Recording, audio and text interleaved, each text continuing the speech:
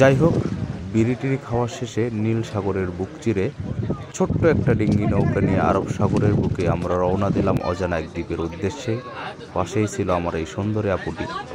মোটামুটি বোর্ডে সবাই ছিল অত্যন্ত সুন্দর এবং ফ্রেন্ডলি, মনে হচ্ছিল সবাই আমরা একটি পরিবার। বোটটি যখন যে থেমে গেল এক নির্জন জায়গায়, যেখানে সাগরটা ছিল একদম নীরব, সেখানে আমরা সবাই নেমে পড়লাম পানিতে। আমি আমার ক্যামেরাটা নেমে পড়লাম সাগরের গহীনে। এখানে সূর্যের আলো কি মারছে এবং নীল পানির ভিতরে আমি সাঁতরাচ্ছি, আপনারা দেখতেই পাচ্ছেন সাগরের ভিতরের দৃশ্যটা কতটা মনোমুগ্ধকর।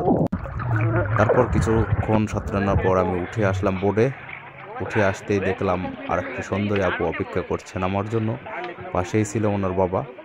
বাংলাদেশি বলে আমাদের সাথে অনেক গল্প করছে বা আমার সাথেও অনেক গল্প করলো, এবং সে ছিল অত্যন্ত ফ্রেন্ডলি এবং ভালো মনের মানুষ।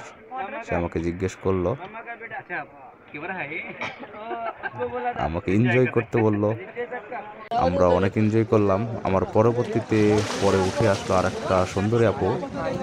এই সুন্দরী আপুর কাপড়টা ছিল আমাদের বোটের সবচাইতে সুন্দর। ওনার হাজব্যান্ড এবং উনি দুইজনই ছিল বোটের মধ্যে অত্যন্ত সুন্দর।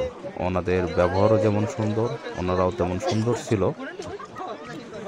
অত্যন্ত ভয় পাইছে, স্কুবা ডাইভের জন্য সাগরের নিচে গেছিল। বেশিক্ষণ থাকতে পারেনি, হয়তো 5-10 সেকেন্ড। তারপর ভয়ে উঠে চলে আসছে, আর পরে সাগরে নামার মতো সাহস পায় নাই।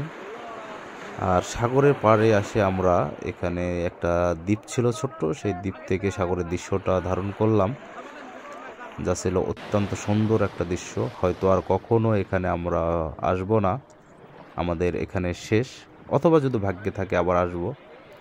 এটা হচ্ছে গোয়া, ইন্ডিয়ার একটা দৃশ্য, যেটা আরব সাগরে অবস্থিত।